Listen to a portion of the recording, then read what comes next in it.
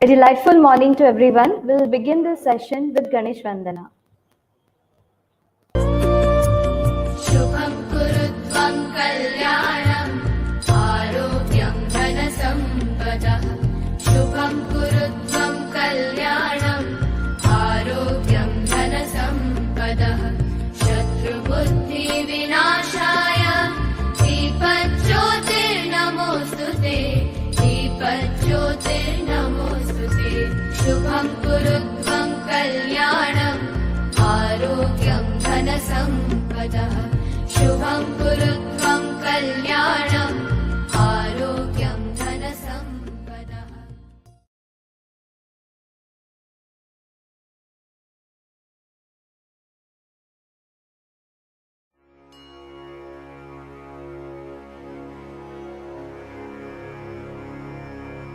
वक्रतुण्डमहाकाय सूर्यकोटिसमप्रभा निर्विघ्नं कुरु मे देव सर्वकार्येषु सर्वदा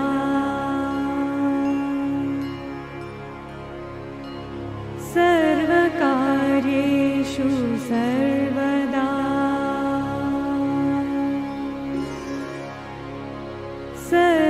सर्वकार्येषु सर्वदा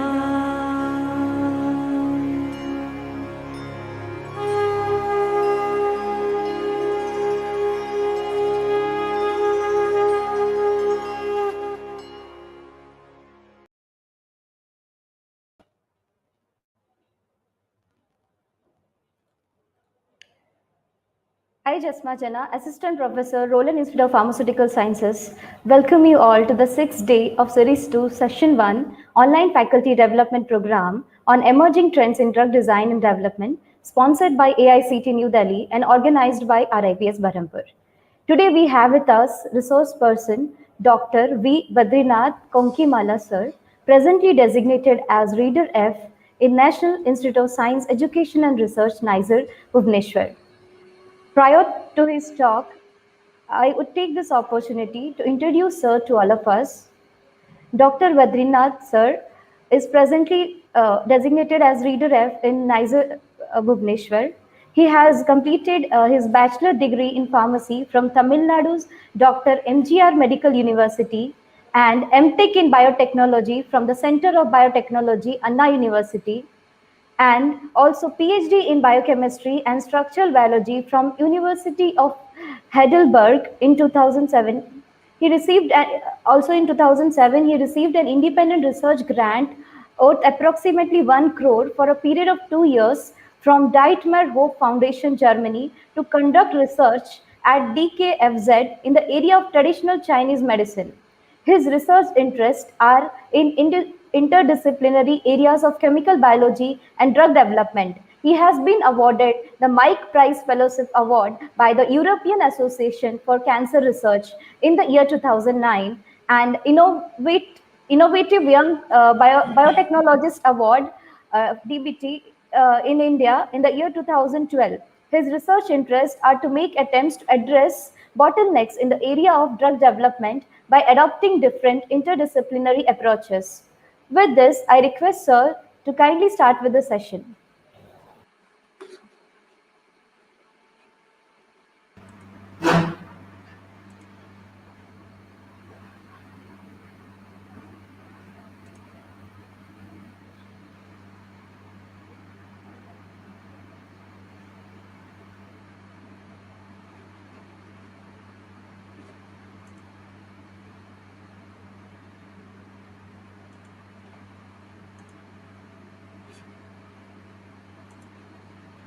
So please go to share screen option, then under enter screen you select, sir.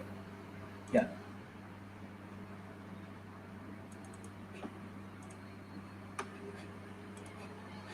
Yes, can, sir.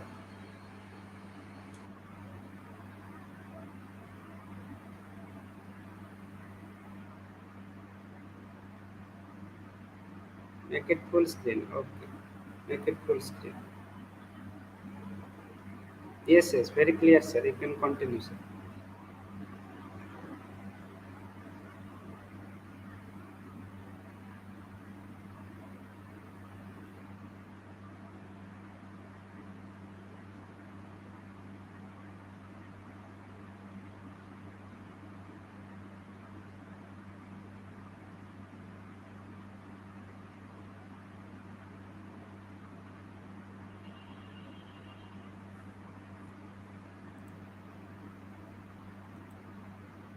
No, sir, you are not audible, sir. Now, am I audible? Ah, yes, yes, now audible, sir. Okay. Okay. Thank you. Yeah. Make Okay. your screen, sir, full screen. Ah, yes, Yeah. yes. Is it okay now? Yeah. Ah, yes, yes. Okay. Ah, very clear. Yeah, first of all, I'm thankful to Dr. Vishwal Sahu, Dr. Ravi, and others from Roland Pharmaceutical Sciences. It is nice meeting you all, and thanks for the opportunity to discuss with the faculty in the faculty development program, where I used to also be a resource person in other places as well.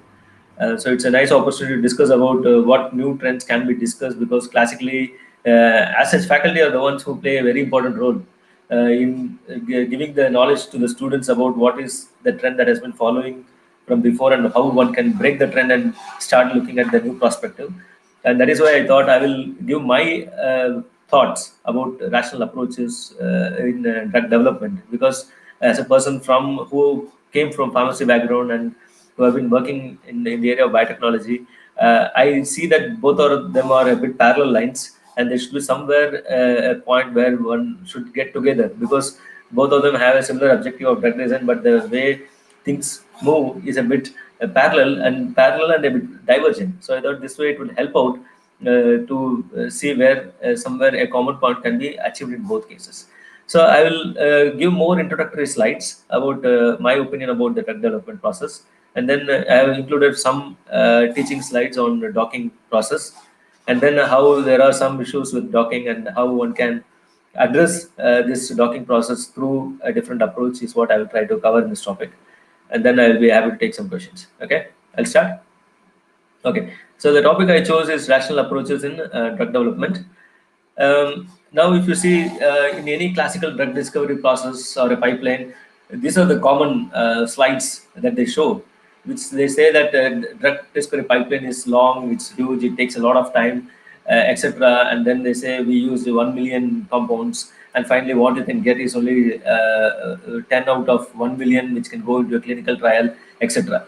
Now, this process is as such what you call it as time consuming, cost involved is high, and then it is very complex, because one can really cannot say what is the reason behind some drugs being failure, and why one is not showing efficacy in a clinical condition, why some fail only at different phases of trials, etc. These are all something which is very complex to explain as of now.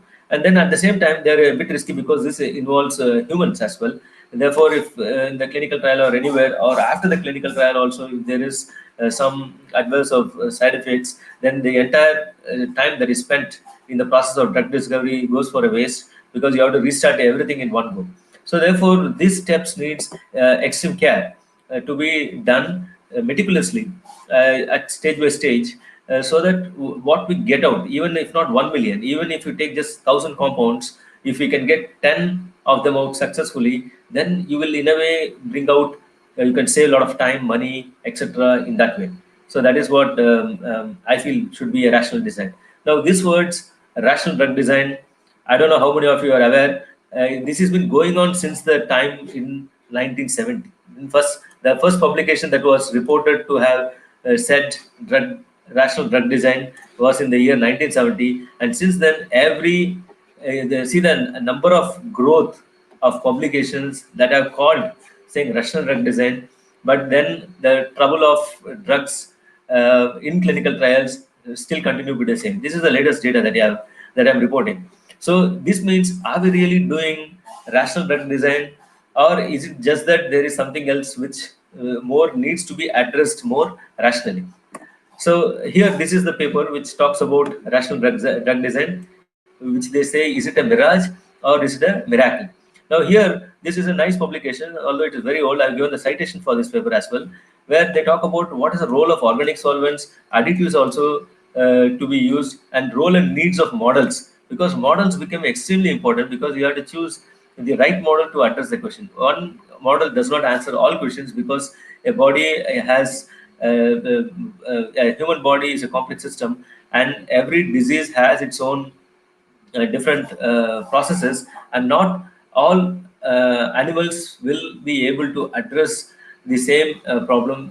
The choice of the animal or the disease model that you're trying to establish has to be chosen in that way if you have to take a serious drug discovery process. Now, here, clear understanding of the classical parameters characterizing drug detectors must be initially achieved in this process. So, the clear understanding is something one needs to take care of. That what is the one which is creating the real bottleneck.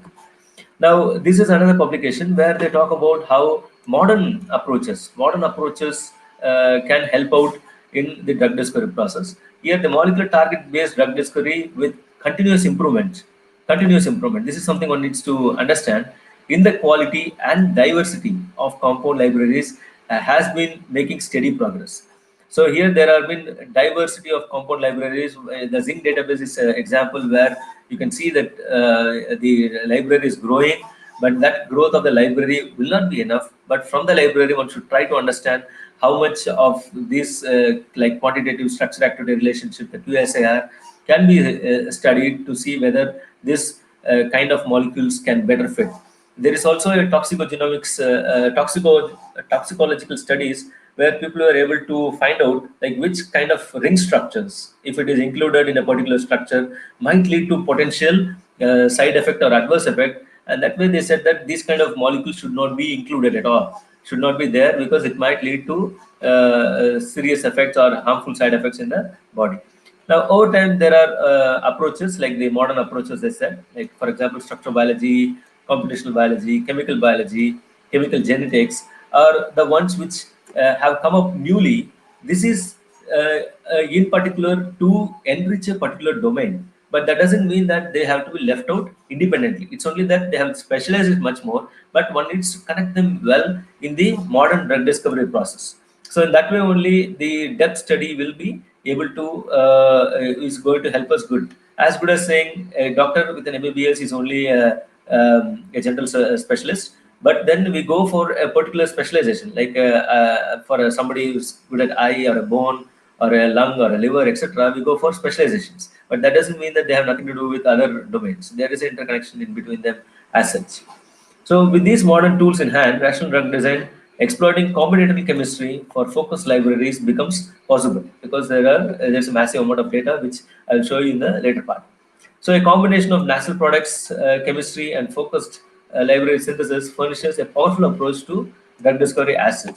Why I say natural products is because even before the synthetic chemistry started, there were diseases, and those diseases were cured using natural products. And if these natural products are studied properly, the phytoconstituents are studied properly, one might be able to give out more sensible medications, is what I feel. That is where the natural products chemistry or more of the phytochemistry would come in handy in developing, I wouldn't say new medicine, but to not to leave out those kind of medicines. The terms biology-oriented synthesis and function-oriented synthesis have recently emerged as a logical evolution in chemical genetics for exploring the intrinsic complexity and diversity of the structure of the natural products. Now, this way, one can also identify which kind of natural products can be have any sense in the body to call them as a bioactive compound itself. Otherwise, they just remain as a chemical molecule, just like that. Now, there are a few examples I have taken from old books from chemistry, which I will try to say is because that how this drug design process has changed dramatically over a period of time. So here, now you understand characterization for specific activity. This came up from the pharmacy era. Now you remember the morphine, codeine, and heroin. These are all kind of analgesic, the narcotic analgesics. They are analgesic. They are very good as painkillers, very potent painkillers. But the problem is its addictiveness. Now, both this analgesic activity and the addictiveness both comes from its structure. Now, how it is going to bind to the pain receptors, and what is that structure, either the metabolite that is responsible for the addictiveness, both of them come from this drug only, this particular molecule. So therefore, if one is able to change some molecules by changing these structures to some extent, they were able to see that they came up with this 11-orphanol, which they say that it is 3 to 4 times more potent analgesic and addictive. So which means by doing some changes, they were able to improve its potency and addictiveness. But here again, when it comes to the pentazocine, which is also in the same class. Now, the one which is shown in bold is the one which is the responsible for the pharmacophore activity. Now, here in this case, they say it's a less potent analgesic and less addictive. Now, finally, with etorphin, by making a few more changes, here you see this substitutions, etc., are the ones which are available, and then you see the potency has increased 3200 times more, and the addictiveness also has increased to some extent. Now, as I said, this understanding is more obtained. Now one can say that which kind of substitutions one should do in order to obtain more potency, and now what should we do to reduce the addictiveness. So that way we can come up with a rational approach towards this kind of medicine, and then that way morphine and heroin and codeine, which are narcotics, which create more social problems, can be avoided in that way. Now this is another example where you see these are the leaves from the same plant, but then you see one of them is active, one of them is inactive.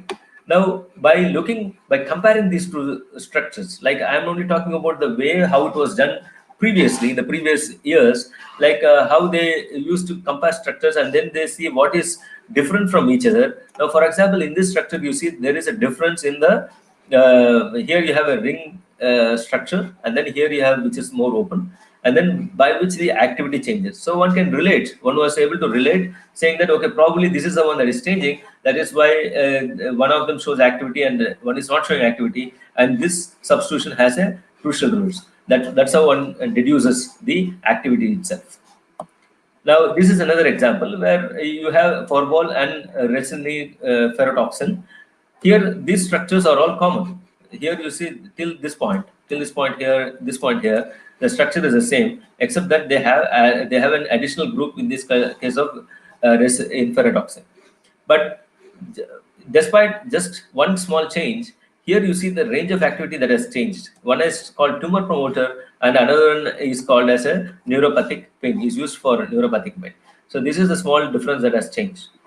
Now, this is a third example of where a natural product, where they have what they have identified, which happens to be a potent microtubule inhibitor, shows serious toxicity, whereas in this case, it also shows a potent toxicity for breast cancer cells, but the toxicity is not that great. And here the substitution is just as simple. It is here, this is just an oxygen group, whereas here it is replaced with a nitrogen group. That is the only small difference that has taken. Now, in chemical or from textbook terms, you call it as a bioisosteric replacement, which could have been responsible for its activity as such. Now, this is another example where this halichondrine B, which is also a natural product, where this shows again a good anti-cancer activity, whereas here you see this molecule, the eribulin, also shows equally the same activity. But then people, when they were doing synthesis of this molecule, because the natural product is not so easy to obtain, they realized that this section of the molecule is not required at all, because it doesn't bind to the receptor. Only this section is important for its activity. Therefore, they were able to only study and produce this molecule rather than wasting time on producing all the other sections of these molecules. Now, why I'm talking about all these molecules, why difference in activity and which part of the molecule is important, is because once your molecule, your drug is inside your body, or any effect, whether it is side, adverse, pharmacological, or etc., or it is getting metabolized, is simply because there is a biomolecular interaction. It means that it is binding to a DNA or a protein or a lipid or etc., and that is the one which is responsible for the activity. So the kind of complementation that the receptor, the protein and the ligand or any other biomolecule is the one that is responsible for the final effect that you are getting, and any small change that you do in the chemical structure will in fact have a drastic effect on the protein or the biomolecule itself. Now, this process of biomolecule, how a particular pathway gets activated or shows its pharmacology effect is due to molecular recognition, even during a physiological condition. Now, this molecular recognition is the ability of the biomolecule to recognize other biomolecules selectively and interact with them in order to promote fundamental biological activities like transcription, translation, signal transduction, transport, regulation, enzymatic catalysis, or an infection, or an immune response. So all these processes takes place only because of molecular recognition between biomolecules. This molecular recognition is crucial and can take place between every biomolecule present in the cell body. As I said, like for example, the protein with a protein, like in the MAP kinase pathway, the interaction is important. Protein with the DNA is important for the transcription. Protein with the RNA is important for the translation. Protein ligand is important for signaling pathway, etc. Or a protein lipid in case of a membrane protein, where a GPCR or anything is getting activated. Now, the aim of molecular docking. Now, where the molecular recognition is important, that can be done in a more in a computational way, and therefore, this aim of molecular docking is to obtain an optimized conformation of the ligand with respect to the receptor binding pocket with minimized energy. So that is the hypothesis about the molecular docking, where you assume that when a particular ligand binds to a receptor with a minimal energy, then we assume that this is probably the one which is the most favorable conformation for its binding. Now, in the field of molecular modeling, docking is a method which predicts the preferred orientation of one molecule, preferred orientation to the second when bound to form a stable complex with overall minimal energy. Now here, the binding pocket is the one, again, within the biomolecule, which plays a very critical role. If I showed you those example of the replacement of the O with the N, or to have only a small part of a pharmacophore which is active, that can be used for its activity, or improving the potency, or the and reducing the addictiveness, is because of how you study the binding pocket itself. Now, studying the binding pocket and its interaction with other proteins is the one that is going to critically tell you whether this particular molecule might have affinity for other proteins that might lead to a synergistic activity, or a side effect, or so, or a lethal effect. It depends upon that. The accurate prediction of binding modes between the ligand and protein is of fundamental importance in modern structure-based drug design. Over the last years, several important steps beyond this point have been given. Handling efficiently the flexibility of the protein receptor is currently considered one of the major challenges in field of docking. The binding site location and binding orientation can be greatly influenced by the protein flexibility.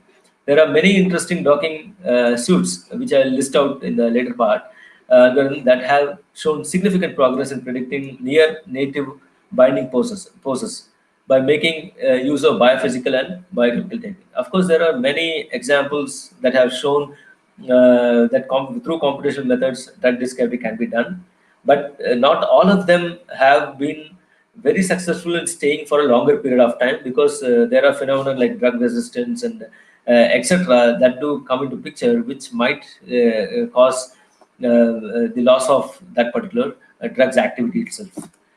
Now here again about molecular modeling, the modeling of interaction of the two molecules is a complex problem. This we are trying to understand from a physical or a biophysical context, where you deal with the protein and ligand as just some atoms which are getting close to each other, because this closeness or complementarity or binding happens because of intermolecular association, which means the hydrophobic van der Waals or stacking interactions or hydrogen bonding or electrostatic forces. These are the forces that are involved at a molecular level or atomic level. If you understand, this is what happens, and that is what they try to make it as a computational approach.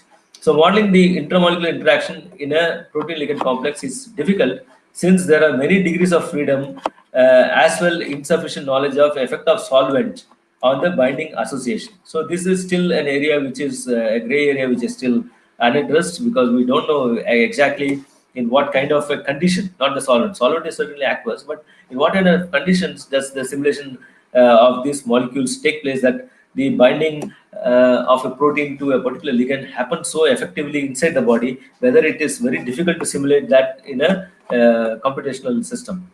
The process of docking a ligand to binding site tries to mimic the natural course of interaction of the ligand and its receptor via the low energy pathway. So that is what one expects, that it will try to take the least energy pathway that might be required for its interaction. Now, in this docking, there are two methods. One is called as a rigid docking, and another one is called as a flexible docking. In case of rigid docking, what you do is you keep the protein structure constant, and the ligand also remains constant. Then you try to bring them close to each other. Bring them close to each other and see whether the interaction is okay or not. So here, sometimes in rigid docking, you can let the ligand to be a bit flexible with giving some degrees of freedom.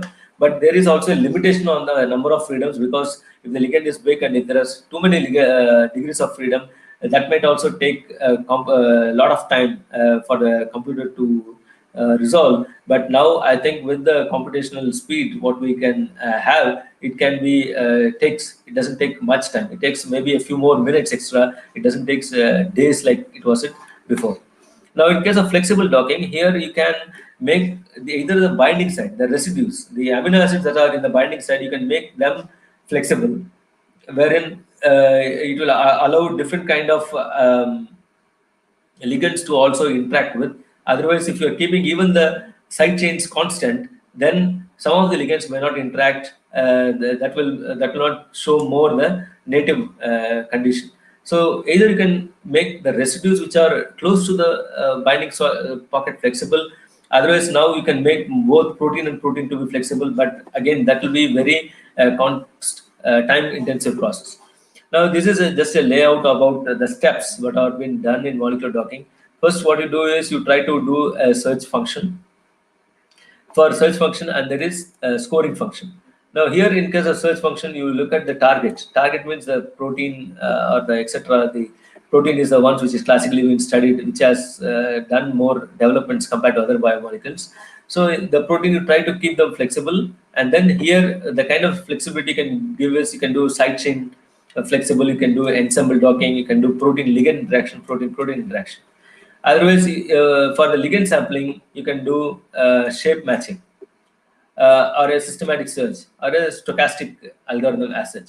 Now, in order to see how well you rank that interaction, you can apply different scoring functions, which is like a force field or empirical based or a knowledge based or a consensus scoring, etc. And then you can check the root mean square deviation, the RMSD, to find out what is the best pose for it to interact, which gave the same ligand when it is oriented in different way, what is the energy it takes to do this interaction, right? Now, there are different docking approaches. Here you can either as I said, it requires a, let's say if you're doing based on the protein, then you need a three-dimensional structure template. Now, this can be obtained as a 3D crystal structure or an NMR or a cryo-EM, which is done experimentally. Otherwise, you can obtain this structure using what is called as a homology modeling. In case the 3D structure is not available for your protein experimentally available, then you can do what is called as a homology modeling. There are some tools for this called a Swiss model or which are free online, which can help you in doing this process.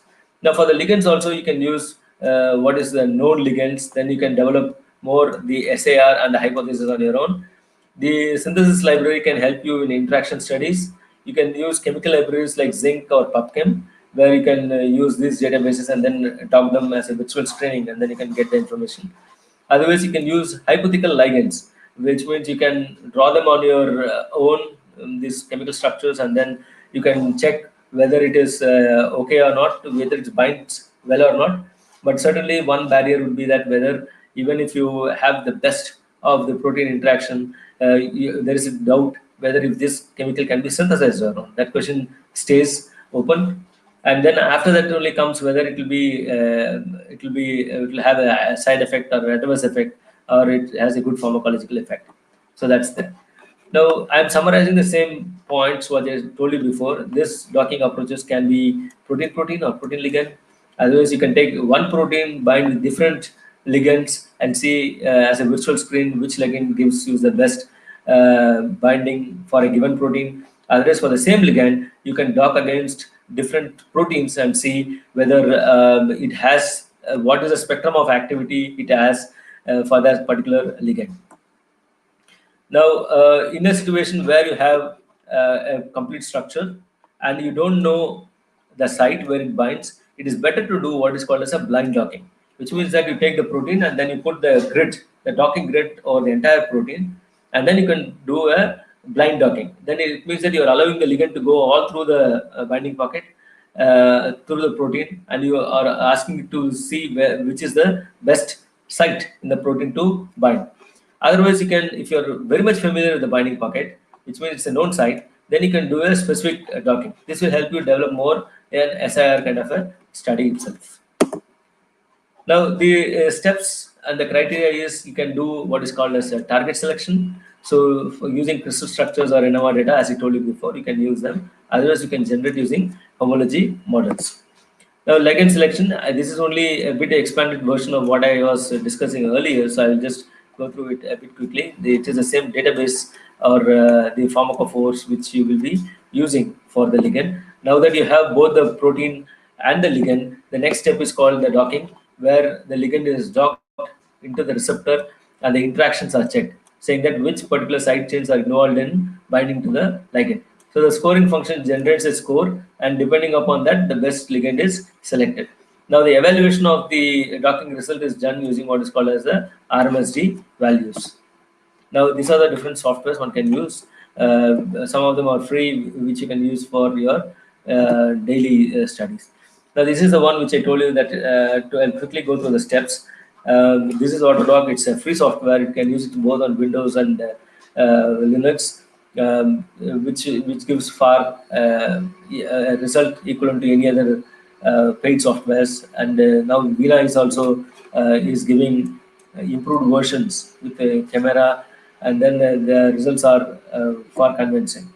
Now here for this purpose, what you do is you do a protein preparation, which means that you take the protein 3D structure which is available in the PDB. I'll show you later where the website is, and then you add the essential hydrogens, you add charges, you merge the lone pairs, and then add the solution parameters, and you create what is called as the PDBQT file for that protein. This is called preparation of the protein for the docking process.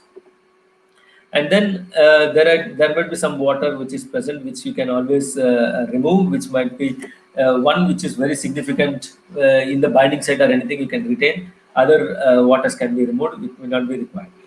The PDB also at times contains missing hydrogens, so that one needs to add back, because hydrogen interactions are the ones which are very critical in ligand. The reason why they are added in the PDB file is because that they take a bit more of a space, and adding hydrogens to the atoms are easier, because once you know the hybridization, etc., you can add the hydrogens easily. And that is to keep the file size small is the one of the reasons why they have done it in the PDB. Another reason is that the resolution at which you get for the X-rays, sometimes the hydrogens are not getting detected. That is one other reason why you don't find the hydrogen atoms, which you can add it up in the protein preparation process itself. Now, here in the next step where you have the ligand preparation, you once again assign the charges, which are all built in the software. You have to just choose these gas trigger charges, which will be taken care by the software. Then you say which is the define the rotatable bonds. As I said, it doesn't allow too much of bond rotations. Therefore, you have to specify only in case in a situation where you have too many rotatable bonds, you have to say which one you want to keep it as a rotatable bond. And then you merge the non-polar hydrogens, and then you create what is called as the PDB-QT file for the ligand. And then this is the grid that I was talking about here. This grid is what you place for either for the receptor or for the binding site of the receptor. And you say that this is the area where the ligand is going to move around, and then it is going to find a suitable orientation where it is going to dock, where the orientation of the ligand and the protein has given a point where the energy is least, and that is what the assumption is taken to say that the ligand is found its suitable conformation with the protein. Now this is how it looks like in the Autodoc software, how you place the ligand, the grid, and this is how you can change the sizes or the grid points or the positions. Now the XYZ is the one where I have defined it as the center of the grid, and accordingly it is going to say that from here at this point it has to take 1 to 6 Armstrongs, and it is according to going to place a grid over this. So 1 to 6 is the one which I think is the biggest grid that you can have, because you cannot have too big sizes for the grids as well. And then finally, through the Autodoc Vina, this is the file you run, which you say this is my x coordinate for the center of the grid, for the y coordinate for the grid and the z coordinate of the grid, and this is the size of the cube that you define the grid, and then you let the docking process to happen. You are given the name of the ligand, name of the receptor, and then this is the outcome that you get based on RMSD. And then here it says that in mode 2, this particular one has a good orientation, a good energy value, and then this is the RMSD it has taken. And then you can take that particular structure and then you can view it and see what is the residues that are involved in the interaction itself, that it gave a good energy value. And then you can decide that where I can substitute. Maybe here I can substitute and see whether it improves it or makes it even worse. That you can try. Otherwise, you can delete this hydroxy group and see how well the interaction has improved or not.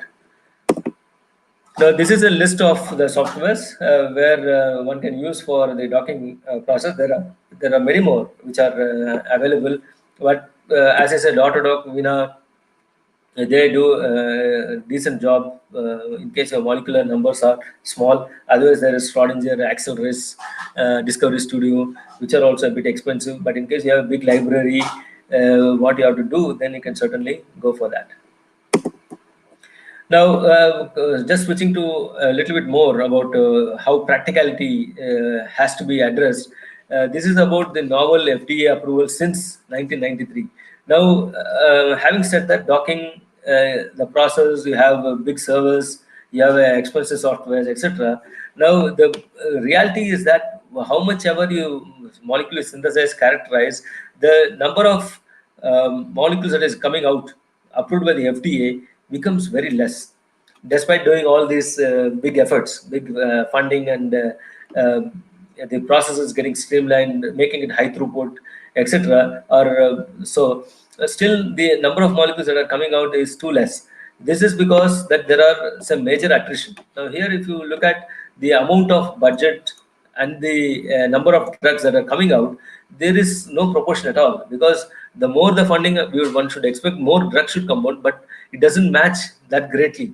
And in the meantime, also too much of modernization also have taken place. Virtual screenings approaches, etc., have taken place, but it doesn't really help out. Which means that there is something happening more at a core level. What people realize is that majorly in the phase trials of 2 and 3, most of these drugs drop out. Which means that this trials stage is the one which is going out, which is related to the kinetics, animal toxicity, adverse effects, or a lack of efficacy. So this is the one should try to address, not just looking at whether from a step where you try to study protein interaction only using that particular protein and put a molecule ligand and then check it. Otherwise, you use a cell line and then you just check it, saying whether it is causing cytotoxicity or not. With this way, you get a hell of a number of molecules. You get a lot of molecules in that way, but it will fall off at any part of the clinical trial. So that is where one should understand. Now, coming to the computational part again, you see the computation has also moved at different portions of the pipeline itself. Many computational analysis have come up, which is doing a reasonably good job. I wouldn't say the computational approach is a final approach, but this is only where you can cut down cost to some extent. You can generate a good hypothesis, and then you can take a little bit time only than setting up a complete experimental pipeline. You can reduce 10,000 molecules to 1,000, and that 1,000 can be checked experimentally, and that you can reduce it to 100 or 10. That way, it can reduce some amount of time and money. Now, coming to the 3D structure, you know very well that the X-ray method are the ones which is going to give you the 3D structure. As I said, for the docking, you need to have a template where the ligand has to bind if you want to understand that. So that comes from the X-ray or the NMR. So these are the nice structures what you get from the crystallographic studies. And here, coming to the computational methods, which I was mentioning about docking, you understand that this is a pipeline which classically people follow. They take a protein, they take a library, they do high throughput screening, they get a hit, and then they'll try to select that molecule, and then they regard it as saying that it is a drug. But here one should understand that it is not a single target. The drug can, the ligand can go and bind to different other targets.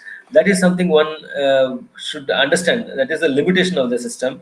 That is one has to see whether I can take that ligand and try to study different other proteins, and also see if it can bind there, and that might give a bit of a synergistic effect or a side effect. That's what I mentioned from the very beginning. That if it's not the same approach can be tweaked a little bit, so that it would be also further helpful in the next stages. So that's why you have to do some advanced methods to understand this problem. Now here, if I give it to you as a diagram about how the polypharmacology, polypharmacology is about the different effects that you find for chemotherapeutics. The classical approach, what we read in biochemistry, is just this.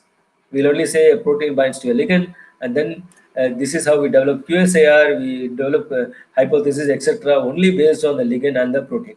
But here, the major effect, the pharmacology effect, comes because of what happens with the receptor, what pathway is getting triggered, and what effect it is going to give out is got the pharmacological effect response.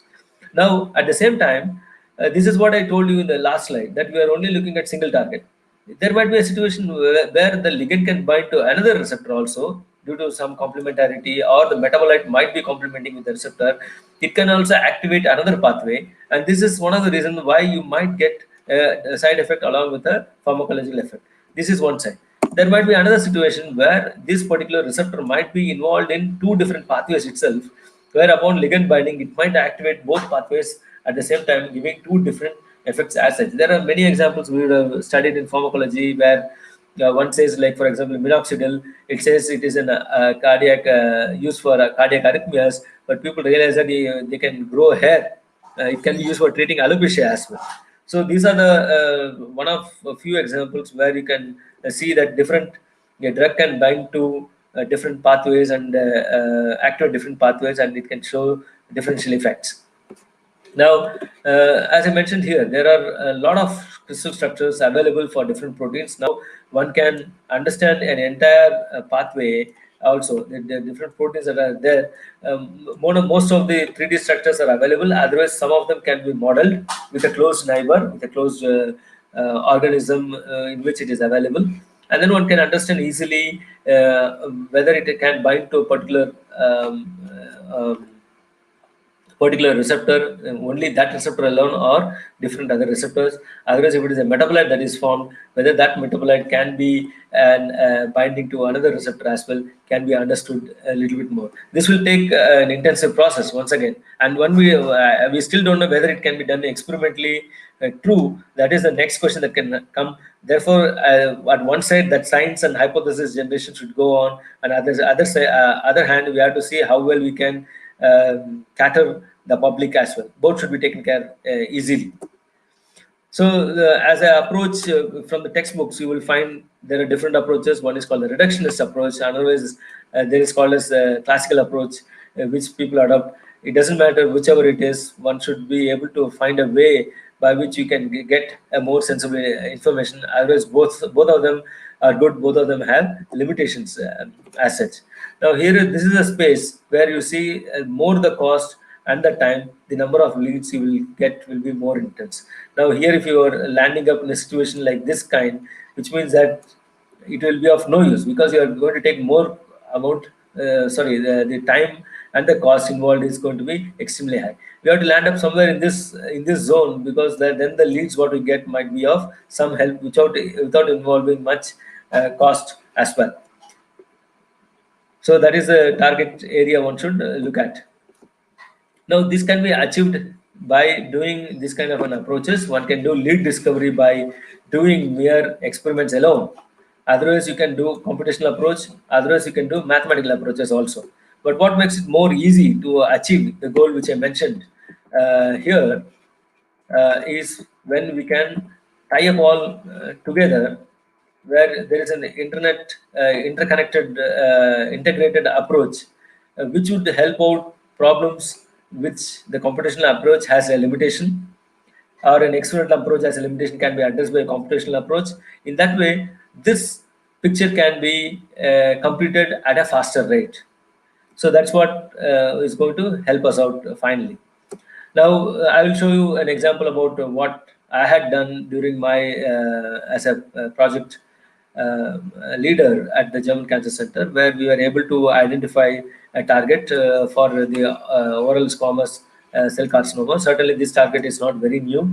Yeah, this is the EGFR protein, which we were able to see that it is overexpressed in different patients in oral squamous cell carcinoma. But you certainly see that the EGFR alone is not the only cause for this particular cancer. There are many other receptors or proteins that might be involved, which is the reason why you see that in case of 35 patients, out of them only 12 of them showed no enhancement of 7p, and 7 of them showed enhancement, etc. So we were only confining our study to the EGFR receptor, targeting only that receptor which is overexpressed in the oral squamous carcinoma.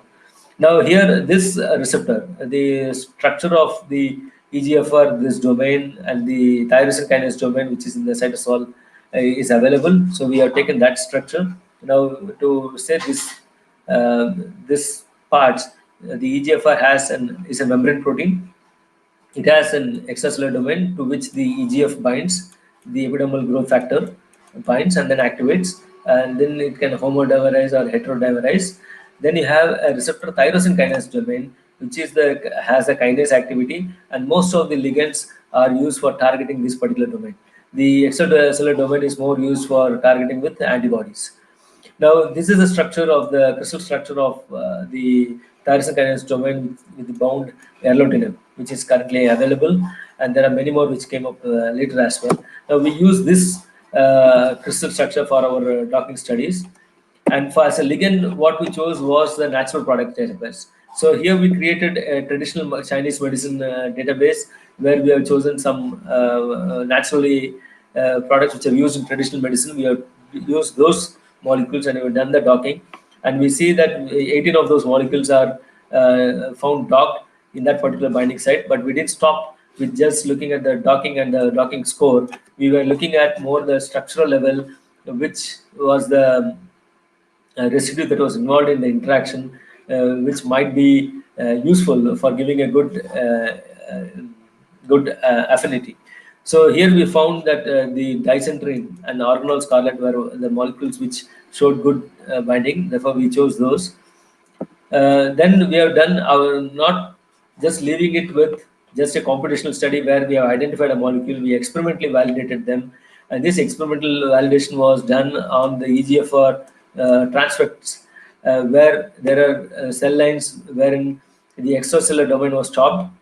Otherwise, there was a mutation. Otherwise, this is the wild type which was having the EGFR expressed normally. And then we performed the cytotoxicity studies, which means the IC50 studies, where we see that there is an increased cell kill in case of the wild, in case of the delta. I mean, there was a much higher degree of sensitization in case of the delta EGFR, which means that the ligand was binding specifically to the tyrosine kinase domain. So in that way, we were able to identify dicentrine to be a molecule which is computationally identified from the natural product database, and then we have validated them experimentally as well as a proof of concept. Now the next question comes that if dicentrine is binding specifically to the EGFR domain, how come these molecules are also showing some IC50? Although it is not as great as the delta EGFR mutant, but it is showing some amount of activity. From where did this probably happen? So that is where we thought we had to do a microarray based analysis, where we had did microarray where we added the drug, and then we checked the mRNA which are all getting regulated, and we were able to come up with this kind of a diagram where we could see some genes which are specifically regulated in these conditions, and that's how we were able to find that okay, probably there are some specific pathways which are activated due to this delta EGFR cell line. From gene profile we could make out that it is this BRCA in DNA damage response, which is caused by the dye-centering treatment that is responsible for this particular change in activity, because this particular cell line doesn't express the delta EGFR. So whatever is been happening is because of this particular EGFR that is getting overexpressed. So that's why we are able to conclude from this work. Now, coming back to the general part of the talk, as I said, the 3D structure, which I showed you here, the crystal structure. This crystal structure you obtain from what is called as a PDB, the protein data bank. So now, where does the protein data bank? This is a screenshot of the protein data bank. Now you will see that there are almost 1,75,000 PDB structures that are available.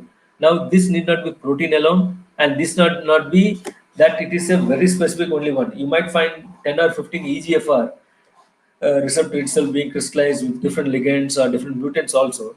But one has to spend some time to identify a suitable template, and that is they can use for docking. So this is a good database to start with for the molecular docking. And by efforts on modern medicine, like one will understand how over a period of time biotechnology has improved. Most of them are done using biotechnology process like the RT-PCR or antigen based or antibodies, which is required for treatment.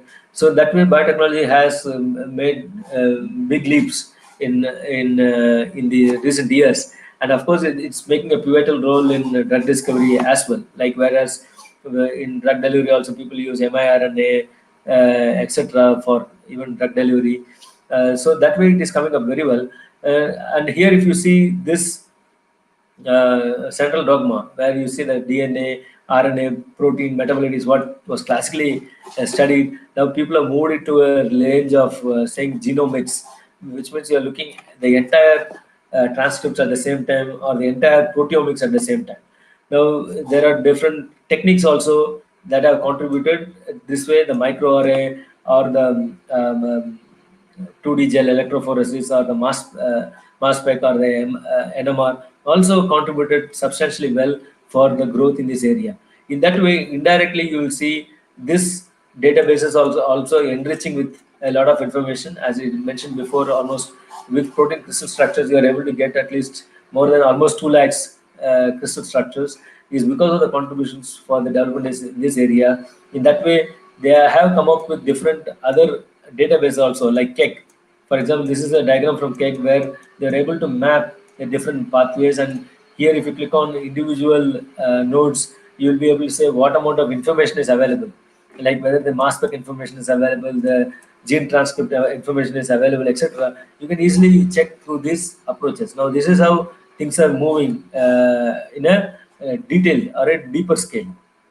So now with this, I'd like to thank for the people who invited the talk, and I hope I have fulfilled the job of covering the subject.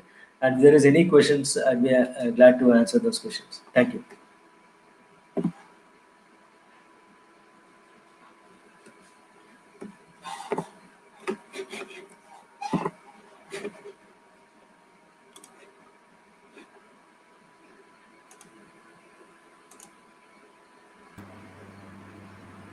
Hello. Sir, yes, sir. We have received some question on chat box, sir. Please. Okay. I'm not able to see the questions. Okay. Okay. Yes, yes. Came, sir, now.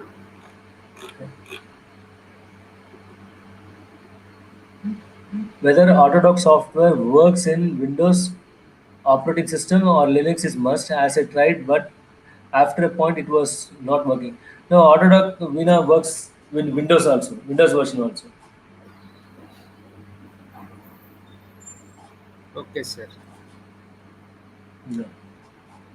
Based on what basis protein structures will be selected from PDB? So what would be the basis? Let's say I have showed you an example of EGFR. Now, once you either you can type down EGFR receptor in the protein database, otherwise you can use a sequence and then search against a related sequence, and then finally when you have a big list of EGFR, let's say you have 10 EGFR protein structures in the list, then you can look for the completeness, whether the information is complete, because sometimes some information is not available. Otherwise, if it is the tyrosine kinase domain that you want to target, Sir, or आठ the बजे extracellular, sorry, ये हो गया sir. sorry, hello, hello. Don't- Yes sir, yes sir. Okay, so you can select based on which part of the protein you want to target. Otherwise, if you are trying to target a mutant or not, you can select that. Otherwise, resolution is also equally important, because resolution, in case you have a resolution anything less than 2 or to an extent 2.2, then it would be a good resolution. Anything between 1.5 to 2.2 would be a good resolution to work with. Otherwise, if it is like 2.5 or 3, then that might not be a good resolution to work with. You will not get reasonable information in that case. That's what. So those are the criteria by which you can select.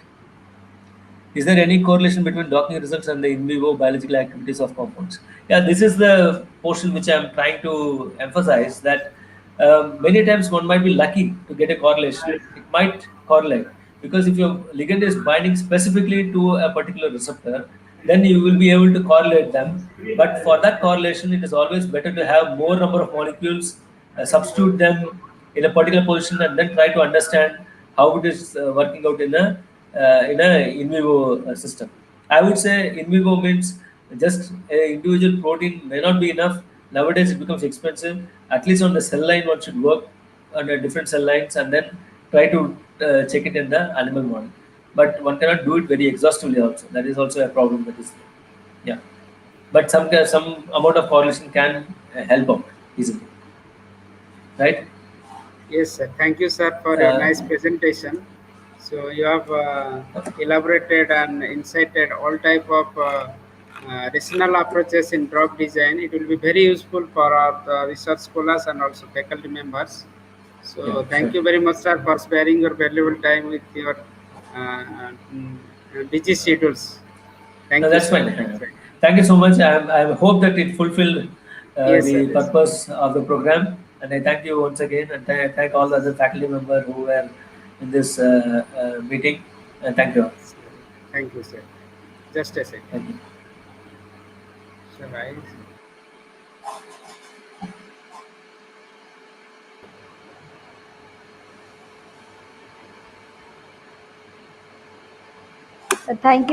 Thank you so much, sir, for this insightful session on docking and molecular modeling studies. I now request our expected principal, sir, Dr. V. Ravi Kumar, sir, also the coordinator of this session, of this online faculty development program, to kindly present his certificate of appreciation to Dr. V. Vadrinath, sir, as a part of token of respect and love from Roland Institute of Pharmaceutical Sciences.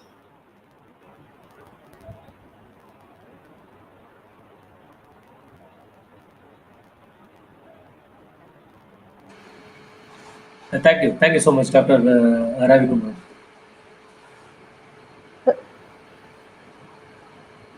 Thank you for sparing your valuable time, sir. Thank you. Thank you so much for your kind Yes, sir, introduction and mostly. hospitality.